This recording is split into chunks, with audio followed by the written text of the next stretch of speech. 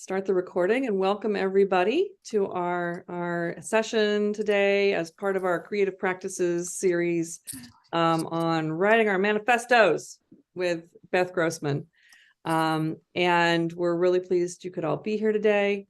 I met Beth online in one of the many Zoom events that were going on a few years ago, and she lives near me, and so we started walking and became friends, and I really was always very interested in how she chose her projects and the clarity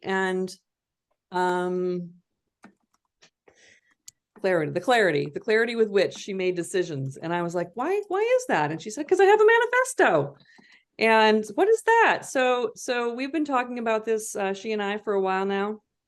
And what I love about Beth's manifesto is that it's this living document. And I don't even know if it exists in written form, but it's very clear in her own mind. And so we're going to hear about how she developed her manifesto, what it means to her, what manifestos are, how we can develop our own, what they're useful for, how can we all get a little more clear on what we really deeply want to say yes to, and then say no to everything else. I think it's a good discipline and an interesting practice for clarifying our own values. And so I'm going to, with that, I'm going to turn it over to Beth. Hello, welcome everyone. Thank you so much for coming. And thank you to all of my friends who joined the Deep Transformation Network in order to come to this. I really appreciate that. It's so nice to have you here with me. And I'm really delighted to be able to share this manifesto idea with you. So I spent a lot of time thinking about what I care about and what I notice and what I experience and how I can invite others into dialogue and possibly action. I happen to do that as an artist and an activist. In my artistic practice, I'm committed to taking responsibility to think about the impact of my footsteps and the power of my voice. I've been teaching and hosting manifesto workshops to invite everyone to know the power of their voice and how to infuse their daily work of all kinds with their values. Today, after this introduction, we'll start the process of designing our own personal manifesto. A personal manifesto is about what you stand for. It's a mission statement, a declaration of core values, and sometimes a call to action. A manifesto helps you get clear about what you care about, where you belong, and how you carry out your actions. It's a living document that evolves over time. My interpretation of a personal manifesto for the purposes of this workshop is that it's not about beliefs, religion, or politics. It's also not an artist statement. It's not necessarily even about art, though many art movements have manifestos. My manifesto is a kind of moral compass, a roadmap to guide me day by day, to help me make ethical decisions about what kinds of projects to take on, and then strategize how I implement them according to my principles. For me, my manifesto is not a set of rules that I would probably break anyways. It's a fluid and flexible, though my foundation of core values remains solid. There's room for the priorities of the values to change with time, situation, and goals. My manifestos evolved from my studies of historical and contemporary artistic practices and activist movements. But more importantly, just doing many projects over time, making relationships, leading, and showing up as an artist, and then evaluating my past artistic experiments provide insights to develop the content of my manifesto. The situation we face today in our world requires all hands on deck working together with long-term, clear intentions guided by our values. So in order to do that, I'd like to call attention briefly to the difference between values and beliefs. Somehow in our society, these two concepts have been conflated. Values remain somewhat constant, and beliefs are conditional and can change. So, for example, to make a simple point, let's look at how we use the two words in the English language. I believe it might rain. Might is conditional, and maybe it will rain. And I value the rain and how it benefits the land. This value never changes. On another scale, if we look beyond our religious upbringing, our political party affiliations, and our personal preferences, what would be left? Our values. Values can be somewhat culturally specific and are uniquely personal, though we might be able to find common ground in our mutual values or at least accept them in one another. Finally, a manifesto can take any form, such as writing, poetry, scripts, songs, drawings, mapping, performance, ritual, you name it.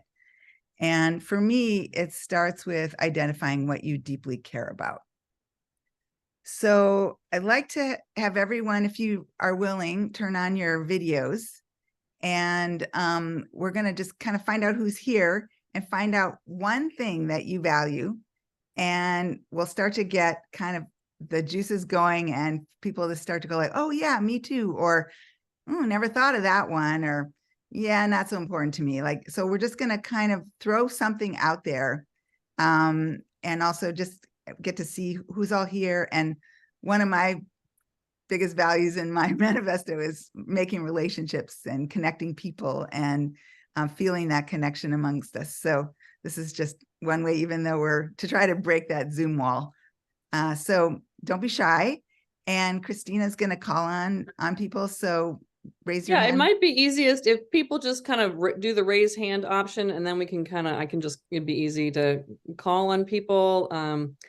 And as many people as possible to just share a couple of words, less than a sentence, about what is something that you deeply care about, one of your values. Or I'll start calling on people. Yeah. Sarah Fitzgerald is raising her hand. She's muted there. I feel very strongly about the health of the planet and the soil that I'm standing on. It's something I've worked most of my life, most of the last 20 years on. Wonderful. Thank you. Michelle Merrill. Sure. I'm really valuing the more than human world, and in particular, healthy rainforests. Thank you. Catherine Hook.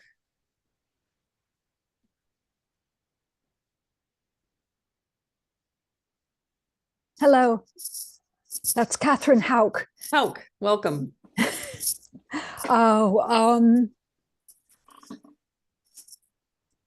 Connection and creativity in the service of deep earth relationships. Thank you so much. Marianne? I care about so much. But yes, I want to echo what was already said. I just really value this beautiful earth, this beautiful planet. And I value gatherings like this. I really value this connecting. And it just, thank you just so much, but it's rich to be here. Wonderful, thanks. Suvan Gear? I value, excuse me, I value joy. Finding it, creating it, and experiencing it. Wonderful. Teresa Stern. I value the natural environment and the ecosystem services it provides to all of us. Thank you. Peggy Rose? I value life and humility. Wonderful. Kim? I value diversity as it's modeled in our ecology, but in all ways. Thank you. Sean Rosenmoss? Right. Yeah, I value social justice and making sure everyone has access, whether it's clean air, clean water, access to the arts, access to technology, education. I mean, just worked on those things for the last 50 years. So yeah, but the big umbrella is about social justice and making sure everyone has access. Wonderful. Okay. Paige. Hello, I'm Paige. I value, normally I say I value inclusive communities that are built on of, by, for all. But right now I'm feeling like the seed of that is a sense of empowerment that comes from like self-love, community love, and loving each other. So ultimately cultivating empowerment through loving. Wonderful. Thank you. Let's see. I'm a little lost on where we are with the Nia. Yes, I value diversity without uniformity. Thank you. Nay. I value integrity and leaning in and listening to what is needed right now. Thank you. Helen. Hi, so many amazing statements, and I'm looking at my own and thinking, oh God, I value, hopefully, that in my, I don't know if I can put this right, like leaving the world in a better place than when I found it. So leaving people happier, healthier, the environment happier and healthier, and systems happier and healthier. And that's what I'd like to do with my life. Wonderful. Wonderful. Jennifer Ewing. Hi, everybody. I want to say I value my spiritual self. And because I do, this feeds all of my other values. Without that core, I feel like it's an abstract idea. So I make it really heavily into myself, and I go there often, and I find my spiritual self and I work with that. And that helps me do everything else I need to do. Lovely. Deborah Crooks.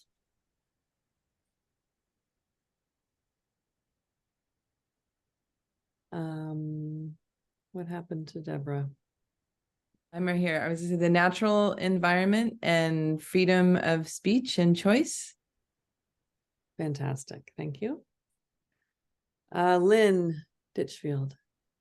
I value absolutely everything that's been said, but I'm going to just add cross-cultural exchanges and with family and friends. Okay. Stores. I value the braiding of community and relationships and how they pull people in and together. Wonderful. I saw, let's see, Annie Shuten had her hand up. I value truth, connection, and humor. Wonderful. Let's see, Terry Cohn. Hello.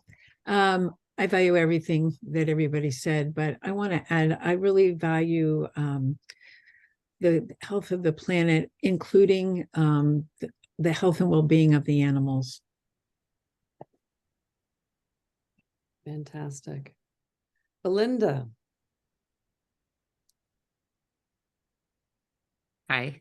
I value most of all of what everybody said, but I do value the natural world and life and the interconnectedness and trying to understand our place in the world and being adaptable to change and yeah. So Wonderful. Is there anybody else who'd like to speak into the space? Okay, Christopher. I'll add flexibility, movement, and dynamism. Fantastic values. Okay, well, I think that's an inspiring vessel in which to start writing our own, focusing on our own, values and priorities. Like we all have all of that. And what is the work we are individually called to do most strongly? So I like to think of that, the word calling, like, how is our work a calling? And so let's turn it back over to Beth. Thank you all. Oh, Teresa wrote, I'm moved by all these statements, and me too. And I think that, in just this short time, we kind of put together a vision for the world that we want to live in. If we were all able to really create our lives based around these kinds of values, it's kind of fun to picture what it might look like. So I'm going to give a little bit more of a talk and a presentation about 2 projects and about how I actually put some of my values to work. So after 35 years of experimenting with different paths in my art making, performance, and activism, I can now look back and see a clear thread of my values throughout my diverse projects, both locally and around the world. Each project represents a personal learning process, and I love to invite others to learn with me. That means sometimes the riskiest projects, the ones that I use, oh, really? Are you really going to do that? Where the elements of failure provide the richest learning and future questions to explore. We're all walking down unknown paths to discover new creative methods to tackle our environmental and social challenges. Entering that unknown and discussing the conundrums, finding creating possibilities, and sharing the process is what I consider makes it art. When I embark on a project, I found that it's helpful to have my clear set of principles that reflect my values and motivate and direct my work, such as, I'll just list a couple of the ones that are on my list that have been kind of my map of methodology: to care passionately, ask the hard questions and point the elephant out in the room, take liberties and challenge authoritative messages, consult history, know my audience, who do I want to have a conversation with, provide welcoming points of entry such as history, beauty, craft, humor, do no harm to the environment, animals, or people, listen deeply and invite participation, always widening the circle, making inclusive and lasting relationships, respect. I do something called HILI, which it stands for high impact, low infrastructure. I always ask myself, how can I get the most amount of impact with the least amount of infrastructure? And I'll go into that a little more when I show my projects. Reuse when possible, work locally first before expanding, have flexibility and know when to let go, mentor whenever possible, risk failure, evaluate and get downright creative, and have fun and keep a sense of humor. So those are just a few of the principles that make up my personal manifesto. It's a living document that changes and grows as I continue working and challenging myself as an artist and an activist. A clear list of my principles provides a foundation for my methodology and a roadmap as I apply these tenets to the developing multifaceted aspects of each project. So, and as you'll see when I'm showing it, it's just, it can get really complicated, but if you have this foundation, you always have something to refer to, because there's always so many moving parts in any project, as all of you know, whatever kind of project you're doing. So I'm going to briefly show you a couple projects including the obstacles and challenges that just make it interesting and usually raise more questions to consider. So bear with me for a sec while I share my screen.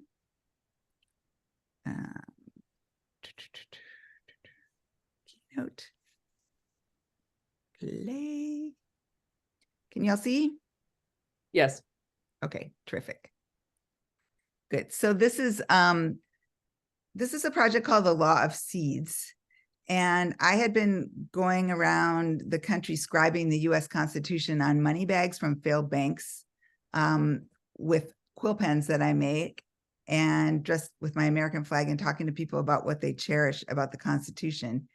And I got invited to do a residency at the Queen's Botanical Garden. And they're like, can you do that project here? And I'm like, people are going to a garden are going to a garden. They don't want to think about, Constitution or politics or any of that.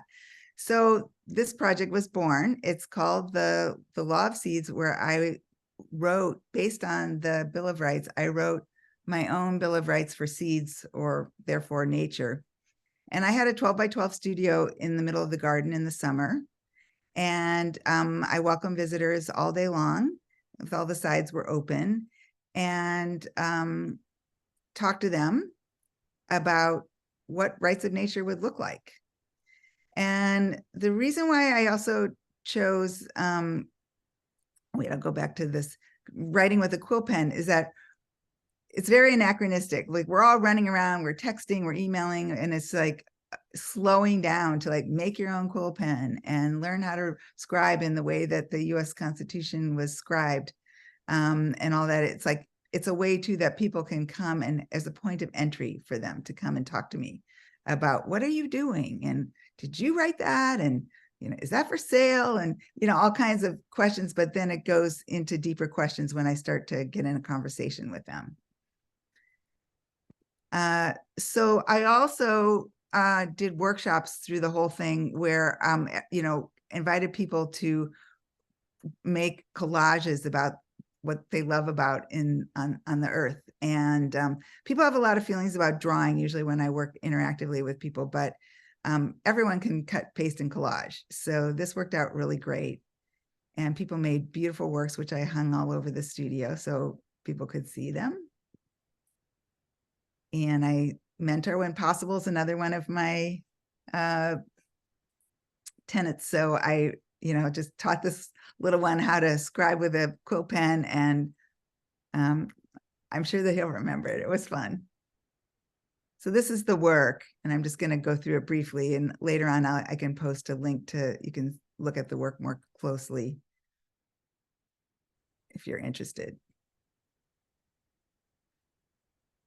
These are vintage seed bags, and on the back are some very interesting, weird, and also sometimes offensive graphics of Native Americans and corn and all of that kind of stuff.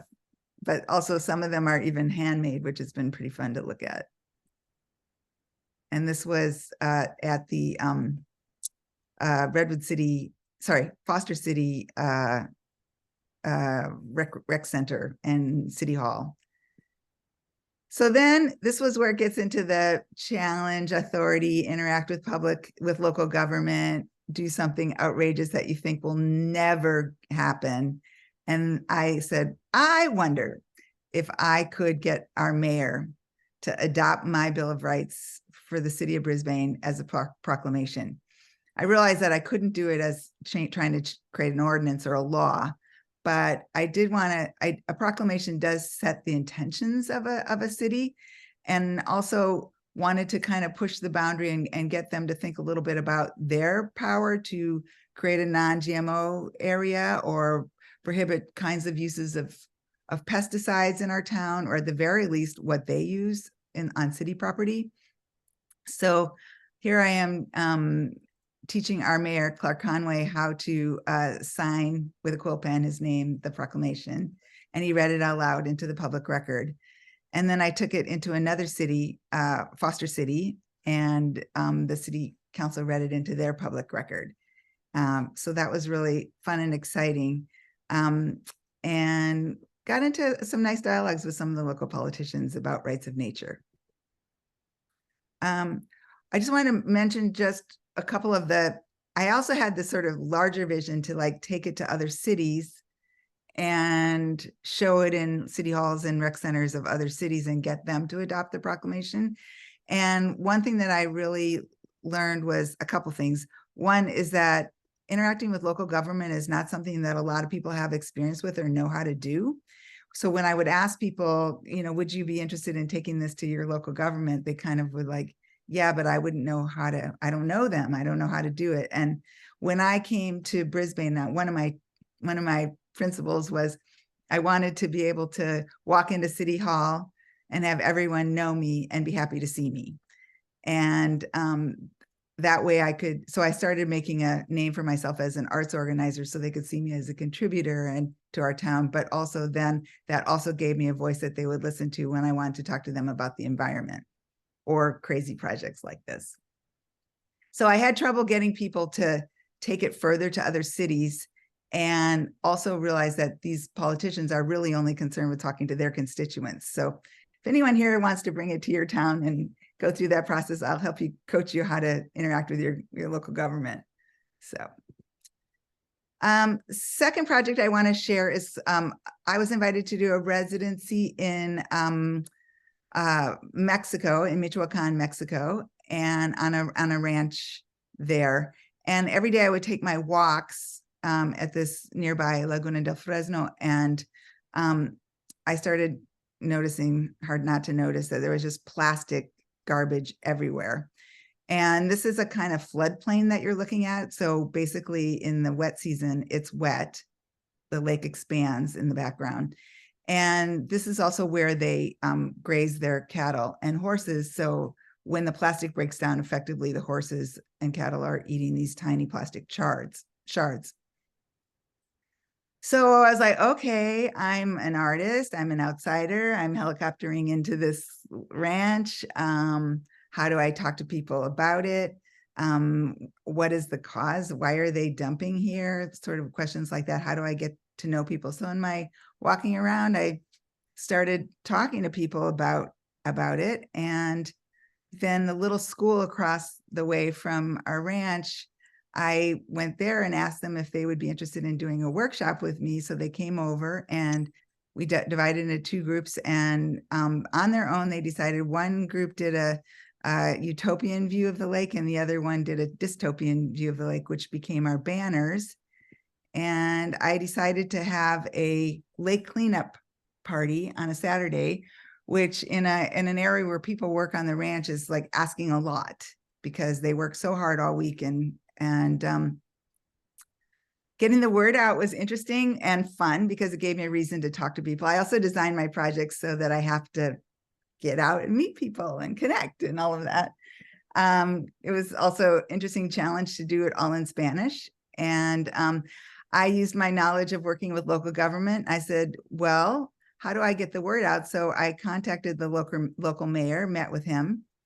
And I also, when I started asking people to bring these feed bags to use as receptacles, and then would you be willing to come with your trucks and help bring them to the garbage? They said, no can do. Gasoline is too expensive. That's why we throw it in the lake. Aha, figured out the problem.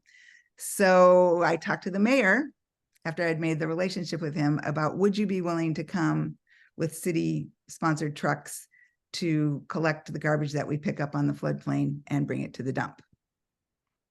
So here was the day. You can see the banners of the kids, and it was really fun. We had a good time. And I asked them to bring these feed bags, or that they normally were just laying around in their barns. They're like that plastic woven stuff that would eventually degrade. So now we have a new use for it. All generations came. About 30 people came, which I thought was pretty amazing on a Saturday morning. And here we had it piled up, ready to go. And then I promised that there'd be prizes. And I said they weren't going to be plastic prizes. And so I bought a whole bunch of small trees, fruit trees that people could take home and plant in their gardens. And the kids got a couple to plant in the schoolyard. And that made me really happy to think that, you know, that would continue to maybe remind them of the project from time to time. So anyways, this project, while I felt like I was all along trying to use all of my principles and tenets to do it, this project had some inherent problems, being a foreigner, being helicoptering in as an artist. And that was, I was really hoping that it would continue and maybe be a seasonal thing, but I was leaving and I'm not that mayor's constituent. And so I didn't have any way to like figure out how to get him and everybody else to continue to do it. So that was one problem. Other problems were that I had to kind of deal with is like in terms of this, looking through my list here, care passionately, but asking hard questions. So like, why is this here? But not sounding judgmental or critical.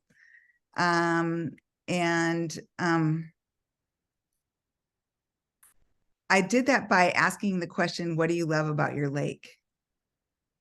So this question, like, what do you care about? Getting people to really think about something that they care about.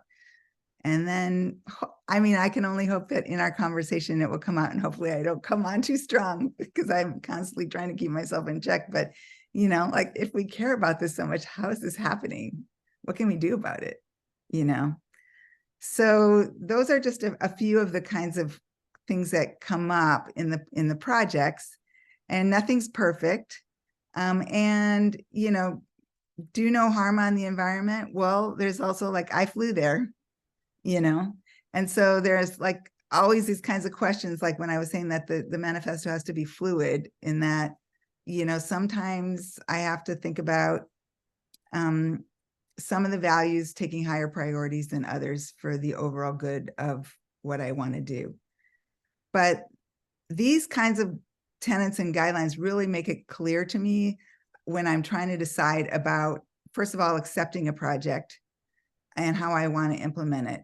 Like, so for example, the project might be a really great invitation where I get to go to, you know, fly to Tahiti and work and have everything taken care of and do some kind of environmental project. And it's sponsored by an oil company. I got like, so there's, okay, now I have a little conflict, but is it? Not really. It's simple if I look at my tenets, right? Because it helps me realize that I'd be just doing the work of the oil company that wants to use the power of my voice and the connections and the web that I have created. So it makes, like, I just hate making decisions, you know, so making these in advance is so stressful. So making these decisions in advance of like, what's always a good idea really streamlines that situation and also helps me focus on what's really important to me. So I'm going to stop the share. There we go.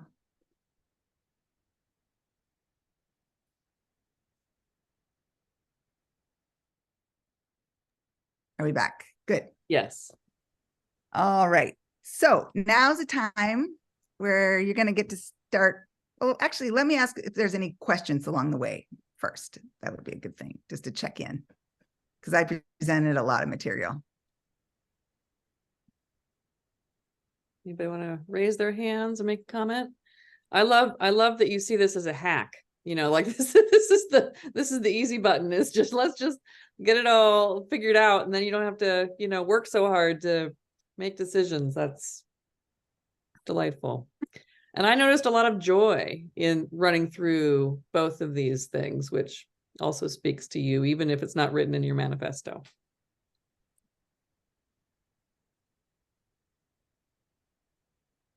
Any questions?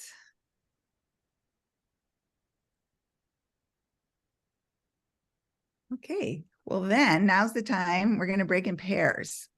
And this is how this works. We're going to have 10 minutes in a breakout session, and each one of you gets about 5 minutes, and I want you to keep your own time. And you're going to just talk freely about your key values and start to notice how you already put them into practice. So, you know, thinking about the way that I gave the example about my projects, all of you do this already. So it's just kind of a matter of focusing it and bringing it out into the forefront. So, and I thought it would be great if you want to agree with each other to take notes so that you can just talk without having to remember. And then those notes will become a nice sort of beginning for you when you do start to write down or create your manifesto in whatever form you do, you'll have that. So, and then when you finish that, then just note the person's name so that you can direct message them on the Zoom chat.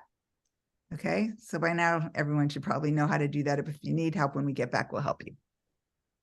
Terry, has your hand raised. Who? Terry. Oh, hi, Terry.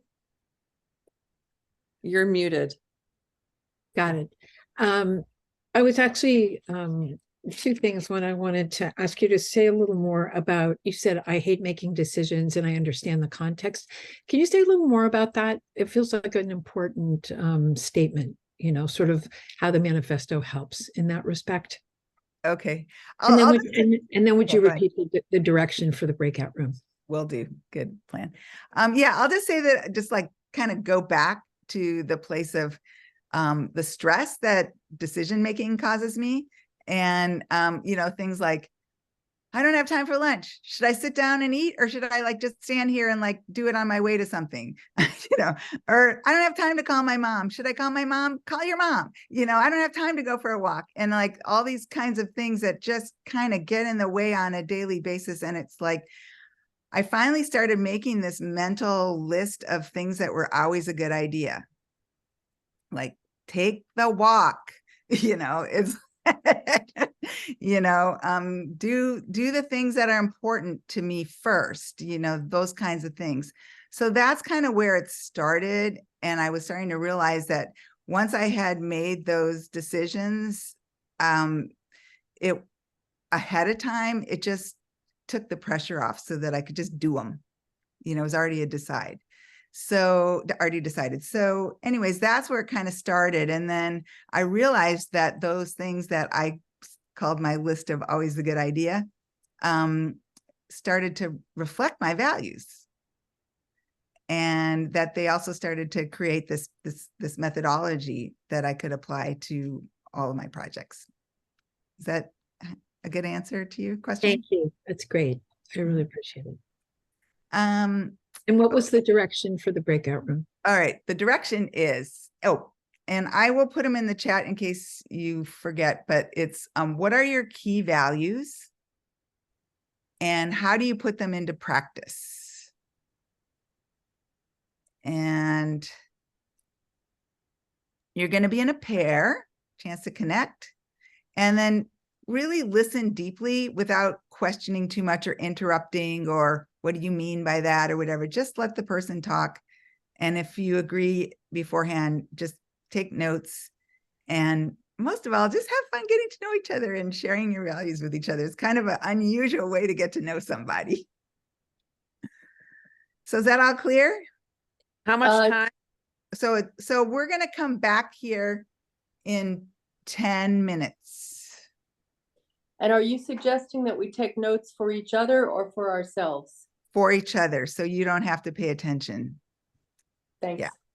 And actually, Christina, can you write these? What are your key values and how do you already put them into practice? Am I writing that in the chat? Yeah, in Actually, the chat. when we go into the breakout room, those will probably disappear. Oh, okay. Then I'll write them try down to write it again. yourself. Once we're in breakouts, I'll try to write it again. And yeah, so try to take notes for the other person and then maybe send a few notes directly to that person via the direct messaging. And then after we do this, aren't we going to share a little bit about what we've discussed? Oh yeah, and then as we're coming back into the room, we're just gonna notate 3 of them in the chat. So then we're going to start to get a picture of all of your conversations with each other and where we overlap and all of that. Okay. One other, we got stores with a raised hand as well. Yeah. How much time? So it'll be 5 minutes each.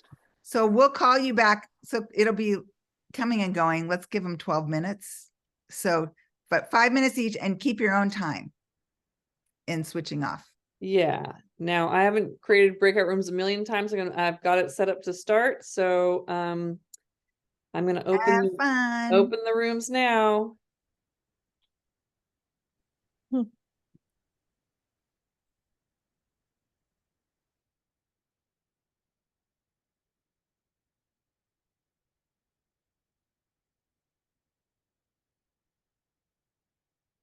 Is that working? Everybody getting a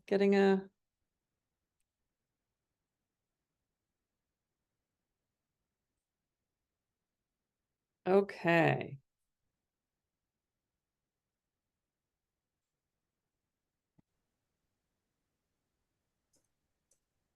Okay, we're going to start to gather again in the main room. If you'd like to type in a few notes about something you learned about yourself or someone else, if you have a couple of thoughts on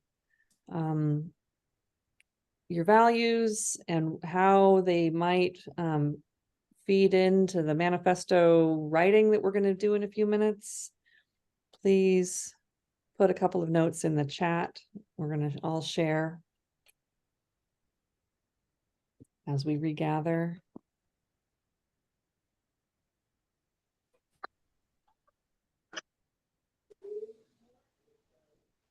And we're all back.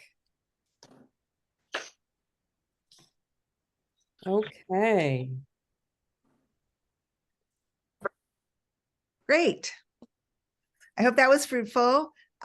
Take a minute right now. And if you typed it, just copy and paste the notes in a direct message to your partner.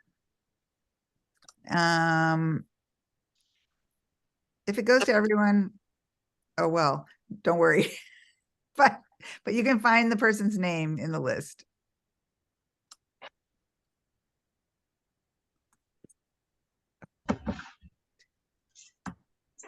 Because we're going to use them in a minute.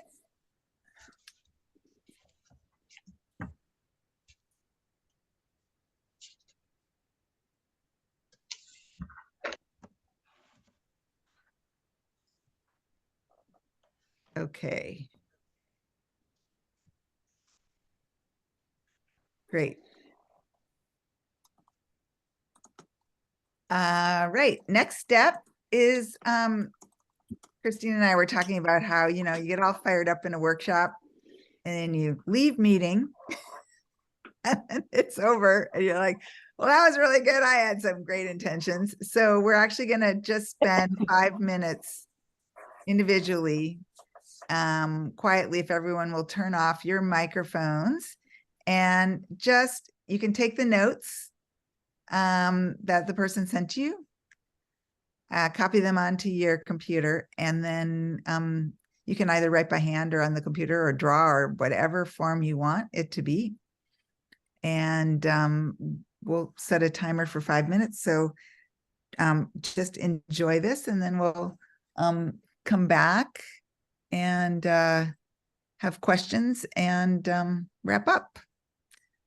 So I'm gonna start 5 minutes. Start writing. Okay, and we'll come back in 5.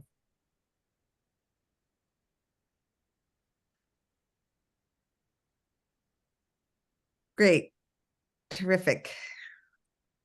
I hope that was a good opportunity to get some of your thoughts down.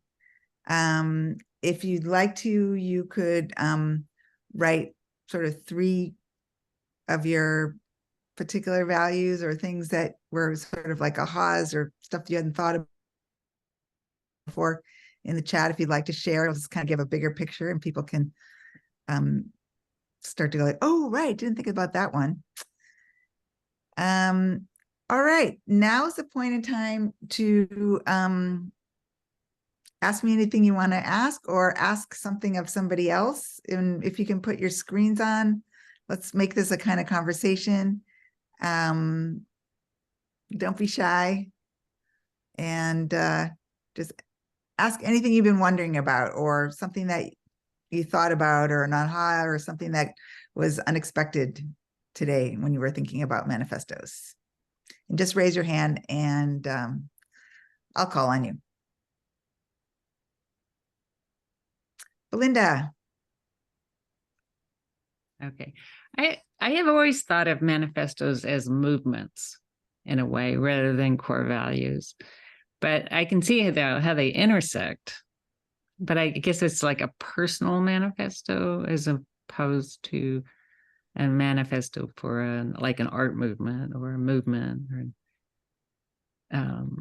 or so if you're doing a manifesto with a group, you might all It might be like a thing where you all decide these are our common core values, and that becomes your manifesto. So the differentiation between the personal and the group manifesto, I think that's important to me, because I think you can start with your own personal, but then extend it to find people with commonality to create a group manifesto. It's Does a that make worthy sense? endeavor, and sometimes Yeah. something that we need to do, particularly when we're working with an organization. And I think in a certain way, it's kind of like a contract. Like I always shy away from contracts because I'm like, oh, it's so legal and formal and all of that. But if I look at it as a way to get on the same page so we know what we're talking about, because people hear things through their own filter of how they want to hear them. And so this way, if I'm clear and I have my own manifesto, which gives me a sense of my expectations, then I can be clearer with others, and also hopefully be able to kick back and really listen rather than trying to formulate mine at the same time as I'm listening, which is where we all start interrupting each other. And then just find out where we might have things in common. So I guess if I was to embark on one of those endeavors, I would ask people to really work separately first and then come together, and we would be surprised, like we did today. Like when we went around in the very beginning and people talked about what they cared about, I didn't disagree with one of you on it, So, but if we would have started talking about our beliefs, we would have been in quite a different kind of conversation. And I also just want to commend this group. You guys got it right away, the difference between beliefs and values. So thank you for that, because everything you talked about they really were values. Does that answer your question? Yeah, I think so. Yeah. Good. Thank you for that. I love questions. I love conversations. That's what I'm about. So.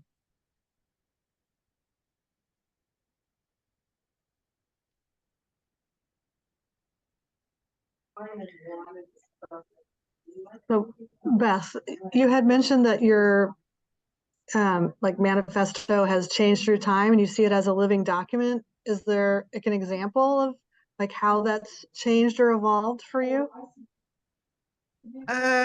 Sure. Yeah, I think a lot of it has to do with, like we're evolving beings, we're learning new things all the time. And so I'll just say, growing up in the Midwest, middle class American, on native lands, for example, fully unaware of that. And then sort of being faced with, well, now everyone's doing land acknowledgements and, this mandate for land back and all of that, has really made me have to think in a different way that has definitely changed my values, because in order to understand that, I have to kind of understand the values of another culture, in this case, various Native American tribes, cultures, and the idea that, well, is land property and how are we all connected to nature and all of those kinds of things. And to be honest, growing up in kind of Judeo-Christian general society, we tended to other everything.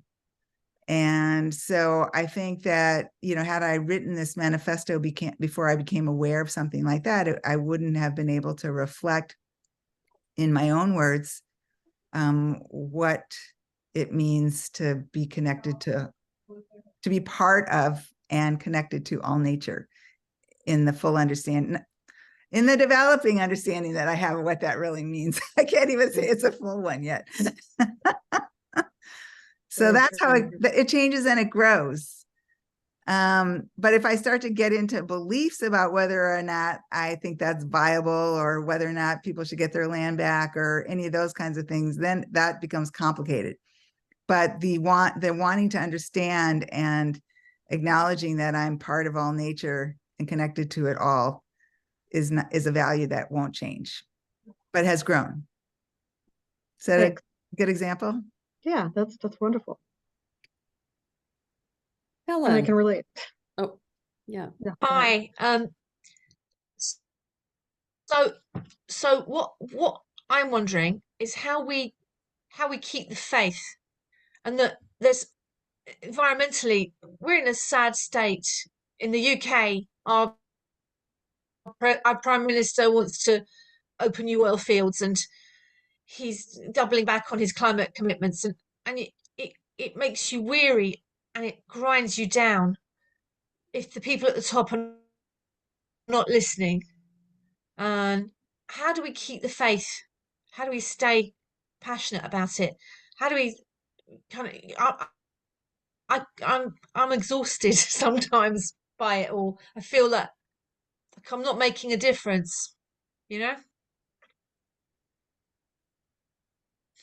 Really good question. I think many Any of us feel that suggestions? way. Many of us feel that way.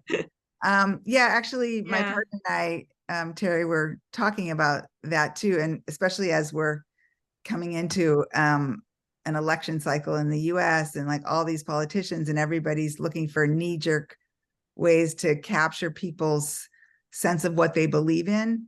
And so I think there's two things at play. One is that what we both kind of acknowledged to each other when we were talking was that if I know what my values are, they can go on and on about all this stuff that's, you know, getting people doing all these reactions based on knee-jerk beliefs, but I can keep track of what I know to be true, which is that I care about the environment and the connection of all living beings and preserving it and leaving, as you said, leaving the world a better place.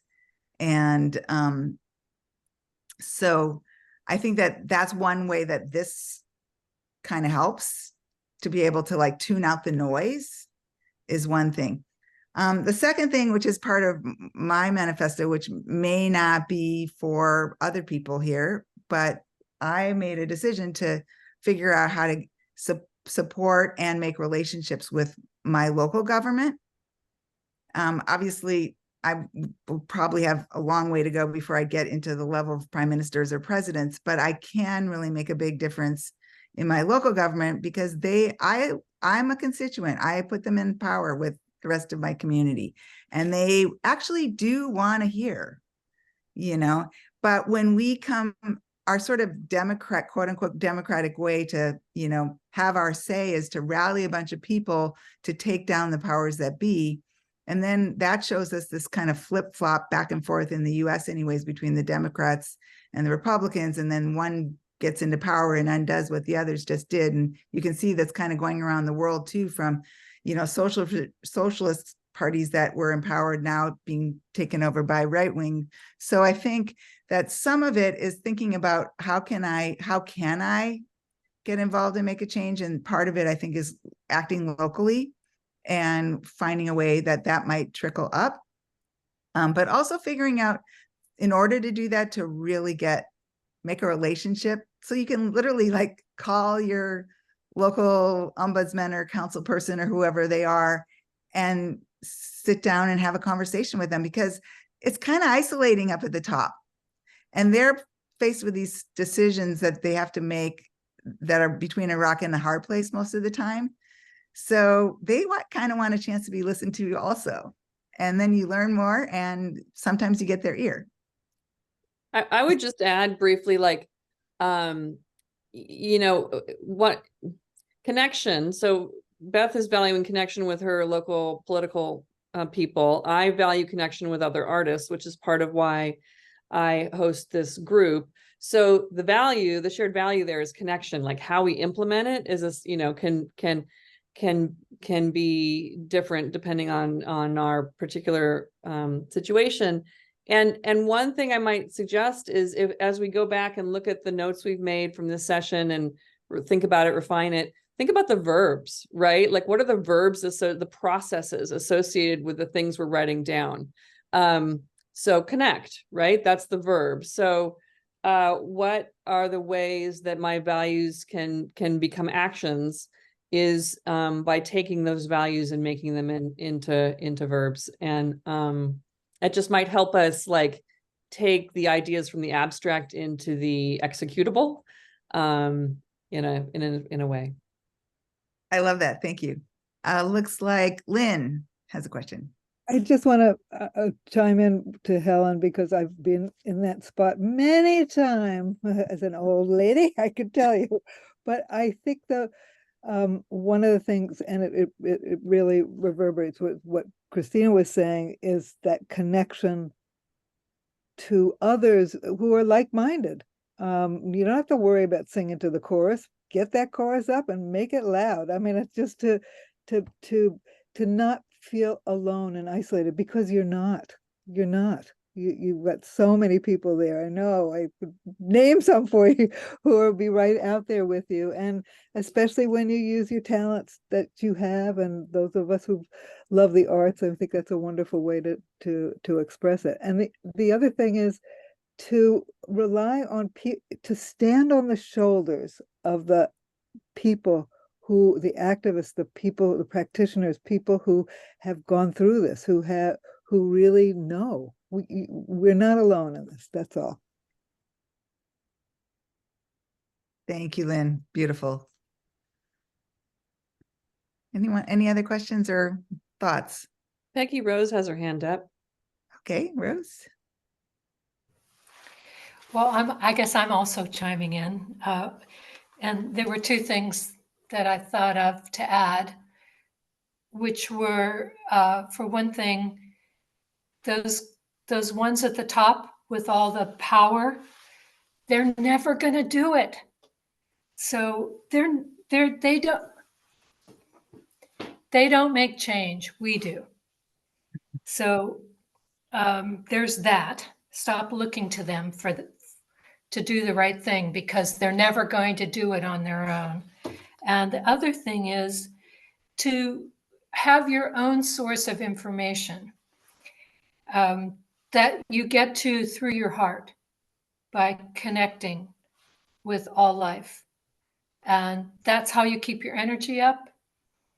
And that's the real truth. That's it. Thank you. And Terry? I found this talk to be extremely interesting and valuable. The idea between, the relationship between beliefs and values. And I'm thinking about what activates my values.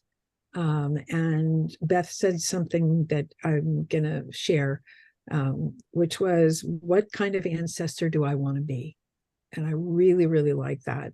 As an older adult, it really matters to me. I have a grandson, and I think about this all the time. What's the world that he gets to inherit? So anyway, it's really, thank you, Beth, for, that, talking about that distinction between values and beliefs. It seems pretty central.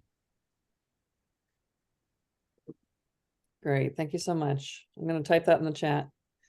Kim? Oh yeah, what kind of actually, that was a question posed by Dr. Robin Wall Kimmerer at a talk that I just listened to. She wrote Braiding Sweetgrass, which highly recommend that book.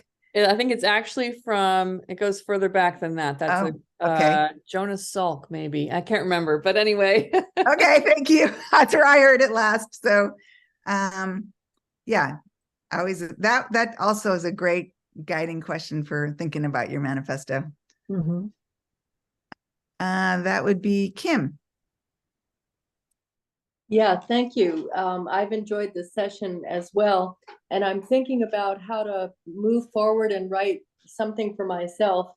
And I think about like early 20th century artists and architects manifestos, and they have a kind of a bold, heroic quality, but they also seem sort of simple, like, I don't know, green grass is important, and whatever those things are, like a series of simple declarative statements. I'm thinking of the futurists and others. And my question is, I wonder if you said you have looked at those at some level in the past. I wonder if you have favorite manifestos in any field that you suggest we look at. I can't think of anything offhand, but but you know, the Dadaists have one, the Futurists have them, the Constructivists have them. Craft movement has one, for example. I guess I am thinking of ones offhand. But well, I'll just say, for example, the craft one is really interesting because here something that, you know, and we artists are guilty of this often, of sort of like, oh, it's just craft, but they actually created a whole manifesto about how craft can really change the world, and not just in the home, like dynamically in society. And when you look at, they make this whole argument in their manifesto about why that's important, where that, you know, you create this intention in your home, and it does change, it can change the world depending on your, it's a lot of it is your intention.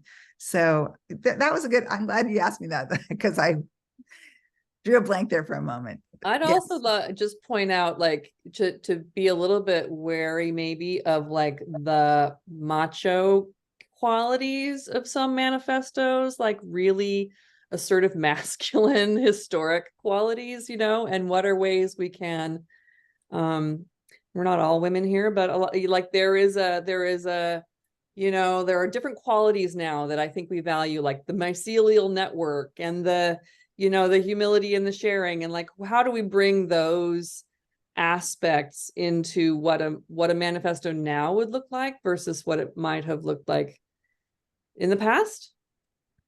Thank you. I love that, Christina. Great point. Yes. And that segues into the idea that just remember that it doesn't even have to be written. You know, this is something that you carry in your heart. You know it deeply. It's in every fiber of your being, and you take it everywhere you go in the way that you show up in the world. And it could be a song or a dance or a film or a drawing or a animation or whatever you want, but however you express yourself, and that it's always in progress, because we keep learning new things that inform who we are and what we stand for.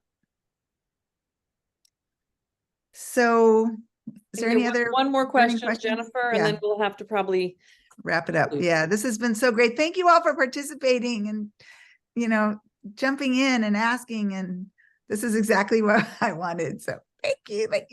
Because this, you know, I'm growing and thinking and changing as and taking risks and all that every time I lead this. So thank you. Hey, Jennifer, was it Jennifer? Yeah. Yeah, I just want to add something. I just realized in this, it's great because I live in an artist community and we could use a manifesto.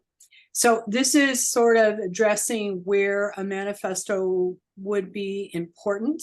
And I recognize that, and I like to move towards that because, you know, we could use one to keep our collective together, and we would function a lot better if we could agree on something that's really important to us. We have just the bare basic mission statement, and I can see where a manifesto can be very useful. So thank you for that. I see where manifestos could be very helpful. Thanks, Beth. Oh, you're welcome. And you do have a challenge in your community to do that. But I have faith, if anyone can do it, you can. Okay, one other thing, I just wanted to say that I've actually done this manifesto project as a 6-week class with graduate students from all over the world in Helsinki, where I got to work with them 8 hours a day. And I have a long curriculum in this book that was published by the Eco Arts Action Group, and it's called Eco Art in Action: Activities, Case Studies, and Provocations for Classroom Communities. And I posted it in the chat. It's on published by New Village Press. And then I also posted my Law of Seeds project if you want to look at that more in depth, and my website. I don't see any of that in the chat, actually. Oh, sorry, I went to direct message to Terry. That would have been, thank you. Thank you. Great. Can you show us the book? Do you have it there with you?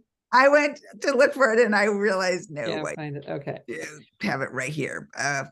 But well, it's a great book. I will recommend it to people, and I will also say that the Deep Transformation Network, we have these artists and creatives sessions every other Tuesday at this time, and they vary on, they cover lots of different topics, presentations, conversations.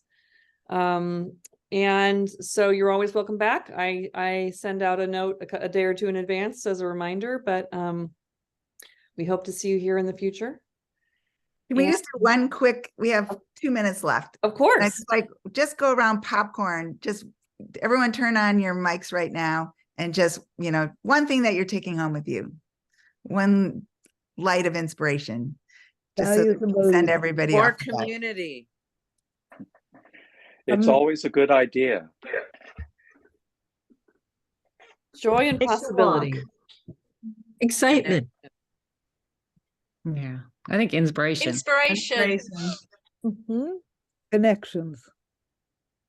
Wanting more. Possibilities.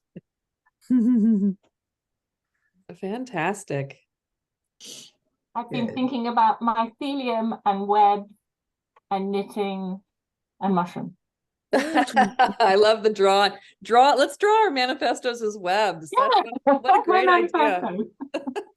Yes. Good idea. A map. Gratitude. Yeah. Thank you.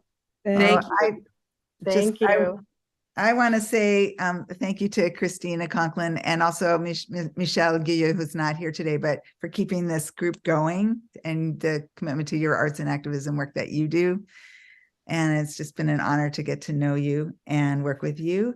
And also thanks to the Deep Transformation Artists and Creatives group for inviting me.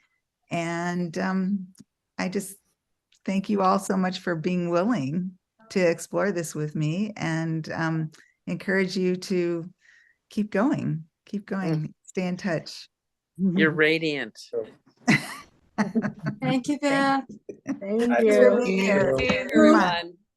In a couple weeks. Thanks, Beth. Our next featured speaker is actually Christopher, who's on the call with us. And so come back in 2 weeks and we'll have another great conversation. Thank you, Christina. Okay, take care. Bye.